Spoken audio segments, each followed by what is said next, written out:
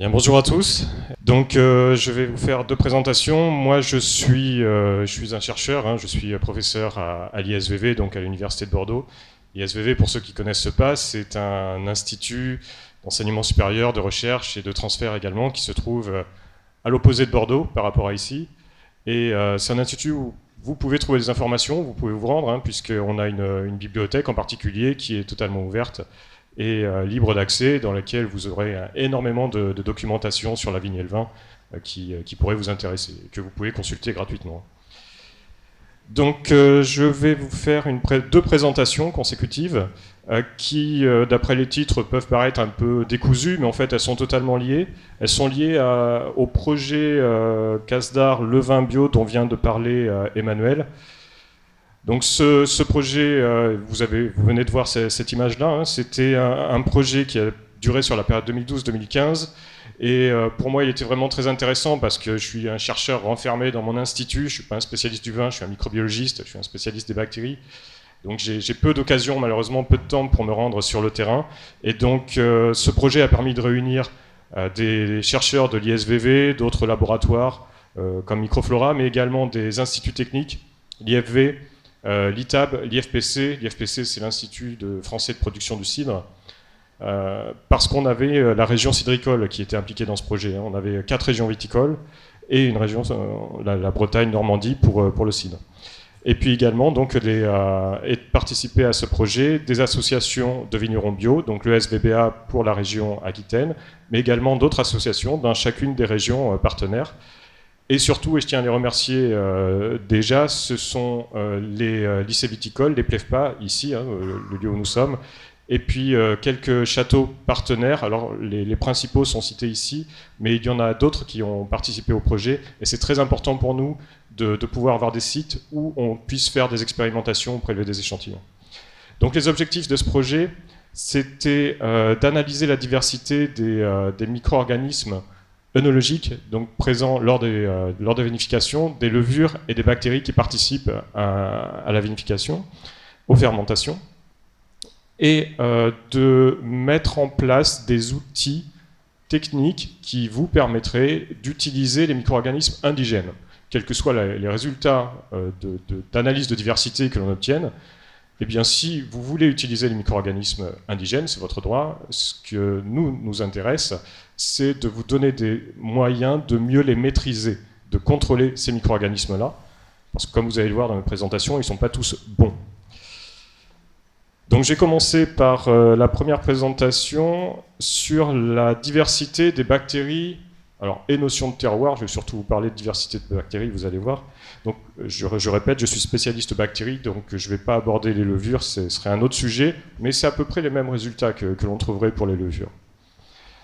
Alors, pourquoi notion de terroir? C'est parce que depuis quelques années, on voit apparaître des termes comme cela, la notion de terroir microbiologique, les levures et bactéries du terroir, les levures ou bactéries du cru, spécifiques des exploitations. Ouais, mais qu'est-ce que ça veut dire scientifiquement, ces termes-là? Eh bien, j'en sais rien, parce qu'ils n'ont pas été définis. Ces termes sont utilisés, et M. Émilé l'a souligné tout à l'heure, il a parfaitement raison.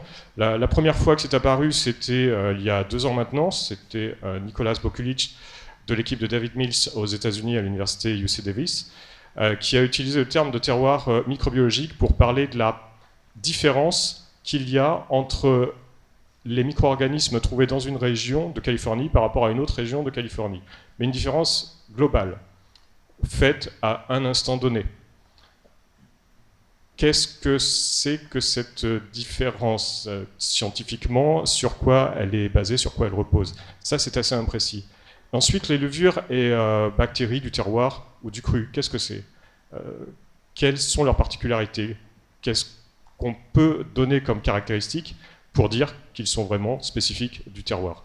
Donc c'est là-dessus que je voudrais vous faire réfléchir. Et alors, par contre, que sur l'aspect bactérie, donc, comme je viens de vous le préciser, parce que c'est ça qui, moi, m'a intéressé, sur lequel j'ai travaillé. Alors avant de commencer, parce que les bactéries, c'est peut-être un peu loin pour la plupart d'entre vous, bien que je reconnaisse pas mal d'anciens étudiants, et j'ai beaucoup de mes étudiants actuels là, qui sont en haut, à fond à gauche, donc eux, ils devraient savoir. En tout cas, je vais leur poser une question, vous allez voir. Donc les bactéries que l'on retrouve au cours des fermentations, d'abord elles proviennent souvent du raisin ou du chai. La contamination peut provenir du chai. En tout cas sur le raisin on en a énormément. Vous voyez tout un tas d'espèces qui sont citées ici. Ma liste n'est pas exhaustive, hein, il pourrait y avoir beaucoup d'autres espèces à rajouter. Et vous voyez que je vous ai mis tout en bas Eunococcus honi, et je l'ai mise à peu près 0%. Bon, elle n'est pas absente, mais elle est présente à très faible population. On sait qu'elle est là, mais on ne sait pas... on sait la détecter, mais elle est très très peu présente. Elle n'est pas bien adaptée à se développer sur le raisin. Par contre, dans le mou, les bactéries se retrouvent dans un environnement qui devient très différent, puisqu'elles ne se développent plus en surface, mais dans un liquide, et un liquide qui est très acide. Donc il y a une sélection naturelle qui se fait parce que beaucoup d'espèces ne résistent pas à l'acidité. Et on va retrouver, comme ça, en tout début de vinification, on ne va plus retrouver que quelques espèces, des Lactobacillus supplantarum, des Casei, de quelques Pediococcus. Et Eunococcus honi, eh bien, on commence à pouvoir la détecter, puisque certaines bactéries ayant disparu, eh bien, elle redevient détectable. Ensuite, pendant la fermentation alcoolique, il y a production d'éthanol par les levures. Et ça, c'est un deuxième stress auquel beaucoup d'espèces ne vont pas résister. En fait, quasiment toutes, comme je vous l'ai représenté ici, puisque Eunococcus honi est vraiment l'espèce la mieux adaptée pour résister à la fois à l'acidité et à l'éthanol combiné. Donc ça devient naturellement l'espèce quasiment unique en fin de fermentation alcoolique, et c'est la raison pour laquelle, pendant la fermentation malolactique, vous n'avez plus que Eunococcus honi. Alors c'est vrai si les vins sont acides. Si vous avez des vins de pH inférieur à 3,5, vous trouverez exclusivement Eunococcus honi. Il y a très peu de chances de trouver d'autres bactéries lactiques. Par contre, si les vins ont un pH supérieur à 3,5, eh bien plus ce pH va être élevé, plus vous avez de chances de trouver alors, de l'Eunococcus honi soit, mais certaines autres bactéries, des lactobacilles ou des pédiocoques. Donc j'ai une question qui va valoir 5 points sur la copie de mes étudiants s'ils se trompent. Est-ce que vous pensez que Eunococcus honi, c'est la bonne bactérie du vin et les lactobacilles, les pédiocoques, sont les bactéries d'altération? Vous êtes d'accord ou pas d'accord avec cette affirmation? Les étudiants, bon, ils n'ont pas envie de se manifester hein, parce qu'ils bon, ne sont pas d'accord, certains, ça va aller. Non, c'est pas du tout ça. Eunococcus honi n'est pas la bonne bactérie du vin. Eunococcus honi, c'est une espèce. À l'intérieur de cette espèce, il y a plein de souches, c'est-à-dire des individus différents. Exactement comme nous sommes une espèce et nous sommes tout un tas d'individus avec des caractéristiques différentes. C'est la même chose pour les lactobacilles, c'est la même chose pour les pédiocoques. Ce sont des espèces avec des individus différents. Il y en a des bons et il y en a des moins bons. Pour la fermentation malolactique, je m'entends. Donc, Eunococcus honi, par exemple, on sait depuis... longtemps maintenant qu'il y a de très nombreuses souches d'Eunococcus honi qui ont des propriétés très différentes.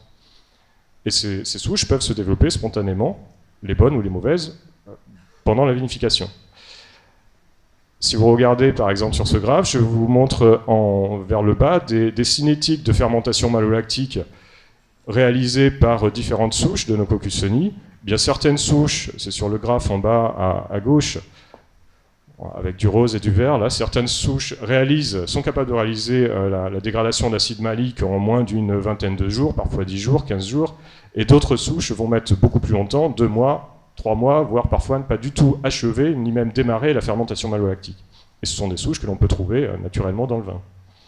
Vous avez, vous le savez bien, certaines souches aussi qui vont apporter un goût beurré plus ou moins important au vin. Ça, c'est ce qui se passe lorsqu'elles dégradent le citrate du vin. Mais certaines souches commencent à dégrader le citrate dès le début de la fermentation malolactique, d'autres vers le milieu et d'autres vers la fin.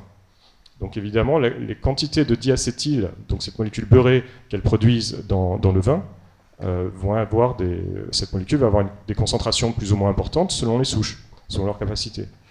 Même chose, des souches peuvent avoir des impacts différents sur les arômes du vin, et en particulier sur les arômes fruités. Faire une fermentation malolactique avec 2 souches différentes, parfois, produit réellement des vins que vous ne reconnaissez pas, ou que vous êtes capable de différencier très facilement. Et à côté de ces effets, alors qui peuvent être considérés plus ou moins bénéfiques, vous avez des effets qui sont parfois très négatifs. en particulier, on en a parlé aussi ce matin déjà, c'est le bout de souris, c'est quelque chose que je ne connaissais pas, enfin que je ne voyais très très peu jusqu'à il y a 3 ans. Et puis depuis 3 ans, c'est un problème qui est en pleine explosion. Et ce bout de souris, on s'est rendu compte que certaines souches de Nococcus honi en sont responsables. Elles sont capables de le faire. Et il y a également le problème des amines biogènes. Certaines souches de Nococcus honi, dans la région bordelaise par exemple, on avait fait une étude en 2005, certaines souches de Nococcus honi peuvent produire des amines biogènes, donc de l'histamine, qui est un problème au niveau, qui peut poser des problèmes de santé. Donc cette histamine est produite par Nococcus honi dans de très très nombreux vins de la région. Donc il y a des bonnes souches et il y en a des mauvaises. Alors je reviens sur mon sujet maintenant que je vous ai parlé des bactéries, que vous voyez ce que c'est, j'espère, la diversité des bactéries et de Nococcus en particulier. Et donc, première question, est-ce qu'il existe des souches qui seraient spécifiques dans chaque région de Nococcus, dans chaque région vitivinicole? Est-ce que chaque région possède une biodiversité de souches, de bactéries, de Nococcus en particulier, qui lui soit propre? Donc c'est ce que l'on a fait au cours du projet CASDAR. On a analysé les souches de Nococcus honi, donc dans des 4 régions que vous voyez ici, productrices de vin, et dans des cidres. On a fait ça en analysant plus de 220 et quelques cidres en cours de fermentation malolactique spontanée, évidemment des malots non inoculés avec des levains commerciaux. Et vous voyez à peu près le nombre de vins qui ont été analysés. Donc selon les régions, c'était plus ou moins important. Ça a été 80 échantillons dans la région qui venaient de pratiquement autant d'exploitations différentes. Alors on a, à partir de tous ces échantillons, on a isolé plus de 3000 clones bactériens, 3000 individus bactériens. Et on a fait des analyses génétiques pour identifier les souches. Donc certains de ces individus représentaient la même souche. Et au final, vous voyez que dans la région bordelaise, on a identifié 200 souches différentes. C'est pas exhaustif, hein. Il y a sans doute d'autres souches. Mais voici ce que l'on a isolé, et ça représente quand même des nombres très très importants. Au final, ce que l'on se rend compte, c'est qu'il y a probablement plusieurs centaines, voire plusieurs milliers de souches dans chaque région. Et au cours d'une fermentation malolactique spontanée, il y a entre 5, 6, 7 souches différentes de Nococcus honi, et qui parfois vont succéder du début à la fin de la fermentation malolactique. On a fait des analyses génétiques plus poussées sur ces souches, et comme vous pouvez le voir ici, en fait, chaque cercle représente une souche. Plus le cercle est gros, plus on a isolé d'individus de cette souche. Et les couleurs représentent les régions. Donc un cercle, alors vous y voyez rien, ça, je suis tout à fait conscient, mais vous voyez l'idée. Et les couleurs, parfois, en fait, un même cercle va avoir 2 couleurs. Pourquoi? Parce que ce sont des souches qui ont été retrouvées dans plusieurs régions. Et ce que montre ce graphe, c'est plusieurs choses. D'une part, il n'y a pas de souche dominante. Il n'y a pas une souche de Nococcus honi qui a envahi l'environnement œnologique. Il y a plein de souches, une multitude de souches qui sont présentes à de très faibles niveaux de population.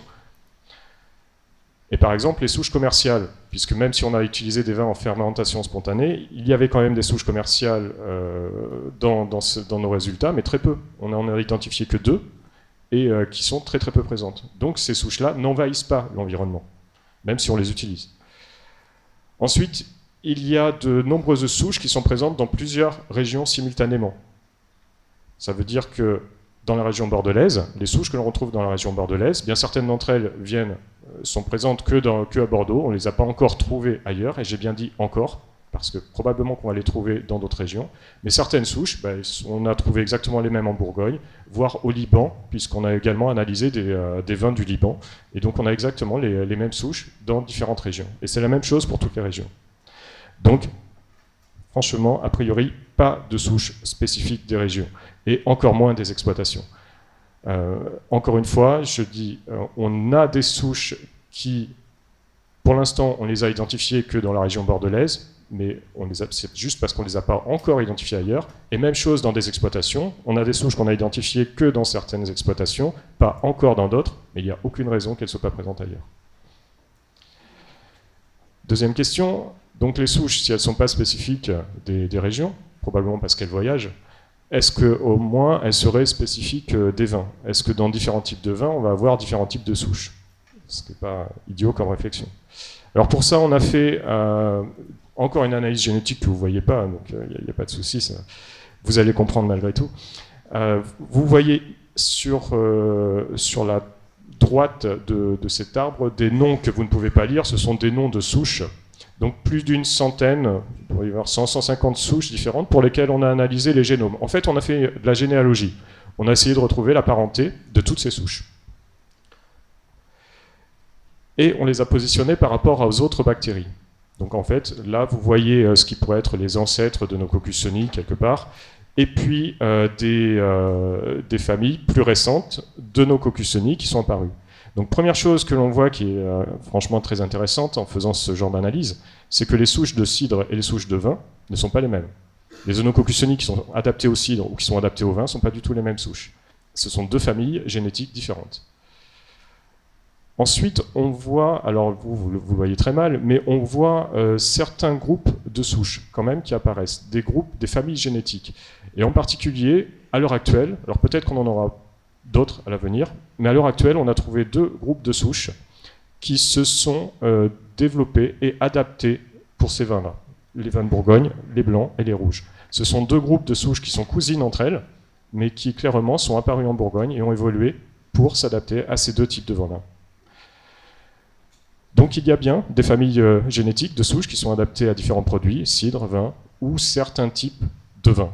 Alors, est-ce qu'il y aura des souches, des familles génétiques à l'avenir que l'on va identifier spécifiques des vins de Bordeaux? Franchement, j'en suis pas sûr, parce que ce qu'il faut bien avoir à l'esprit, c'est pourquoi apparaissent ces souches-là? C'est parce que les bactéries vivent dans un environnement particulier. Probablement que dans les vins blancs de Bourgogne, ces vins blancs et les champagnes aussi, pardon, de Bourgogne, ce sont la même famille, ce sont des vins qui ont des acidités très basses, et donc des souches qui ont dû s'adapter à cet environnement-là particulier. Il faut vraiment une pression sélective pour qu'apparaissent des groupes génétiques. Et finalement, ce que ça montre, c'est que c'est nous qui provoquons l'apparition de ces souches. C'est nous qui, en faisant le vin, provoquons l'émergence de ces souches-là. Sinon, elles n'existeraient pas. Il est très clair que les souches qui sont adaptées à certains produits n'existeraient pas si on ne fabriquait pas ces produits. On crée les environnements dans lesquels certaines bactéries évoluent pour pouvoir s'y adapter. Dernière question sur ce sujet. Est-ce qu'il existe des souches adaptées aux exploitations? Alors je vous ai dit, a priori, non, il n'y a pas de souches qui seraient totalement spécifiques des exploitations. Alors quand même, il y a quelque chose. Donc dans ces trois exploitations dont on a isolé des souches en 2012 et 2013, on a comparé les souches isolées sur ces 2 années et on s'est rendu compte qu'il y a plusieurs d'entre elles, 6 souches dans le premier château, 3 et 2 dans les suivants, qui étaient retrouvées sur les 2 millésimes, et parfois on a d'autres analyses, parfois c'est retrouvé sur 3 millésimes et probablement sur plus. Ça veut dire quoi? Ça veut dire que des souches, une fois qu'elles sont présentes dans une exploitation, eh bien probablement comme elles se sont développées énormément au cours de la vinification, elles ont envahi les chais, envahi l'environnement de l'exploitation, et donc elles vont pouvoir y persister pendant plusieurs années. Maintenant, ça ne veut pas dire que ces souches-là sont spécifiques, c'est simplement qu'elles sont présentes pendant plusieurs années dans une exploitation. Donc, si vous les utilisez, ces souches-là, c'est tout à fait légitime. Ce sont des souches de vos exploitations. Est-ce qu'elles en sont spécifiques? Ça, je ne crois pas, parce qu'on peut retrouver les mêmes dans les exploitations voisines, ou parfois dans d'autres régions. En conclusion, donc il existe une grande diversité de souches et ce ne sont pas forcément de bonnes souches de nos Coccusoni qui sont présentes dans les vins lors de fermentation spontanée. Elles peuvent vraiment faire des défauts. Il n'y a pas de souches qui soient adaptées à des terroirs ou à un cru. Par contre, il y a des souches qui sont réellement bien adaptées à certains types de produits. Comme je viens de le dire, il y a des souches indigènes qui peuvent rester pendant plusieurs années sur des exploitations. Combien de temps exactement, j'en sais rien. Il faudrait qu'on puisse faire des études beaucoup plus longues sur ce sujet. Voilà, je vous remercie.